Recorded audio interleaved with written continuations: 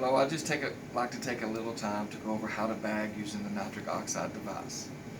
So what's very important is this chart that is on the device. It goes by liter flow, and then depending on what your nitric is set at, it tells you what your nitric dial should be at. So in NICU, for very low birth weight babies, kids are probably less than 32 weeks, we'd probably set the flow at 8. And if we're at 20 parts per million, then we would dial this flow to 200. Okay. If we were going to set our flow for maybe a bigger baby greater than 34 weeks or a baby that's in PICU, we may set the flow at 10.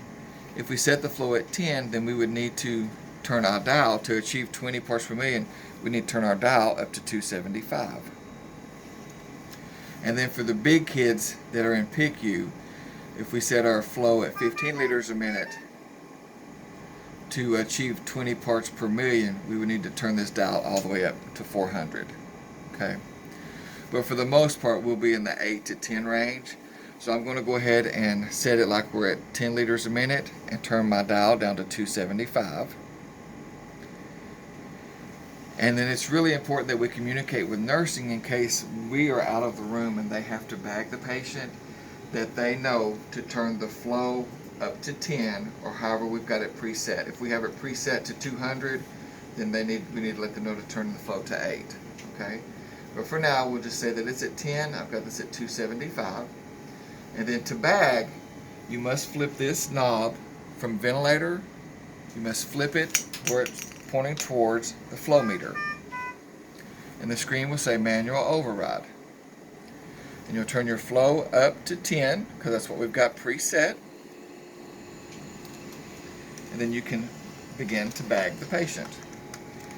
And it's important to note that when you're bagging the patient with nitric oxide, you're giving the amount of nitric that you have set, which would be 20, but also bagging with 100%. There's no way to adjust the FiO2 up or down on this. You're going to always be bagging with 100%.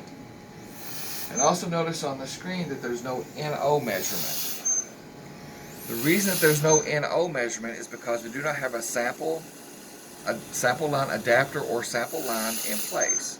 And if that is not in place, then you will get no NO measurement. And that's how most of the time that we bag and we don't use an adapter.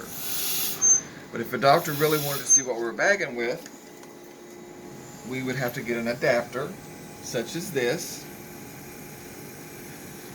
Put it on the end of the ambu bag. Hook our sample line in. And then begin to bag. And then it would give us a measured NO. It may take a little while for the measured NO to build up. And because we don't have a great distance between the mixing and the sample line, it may fluctuate, but it should give you in the ballpark number. And you see that the NO is starting to measure now.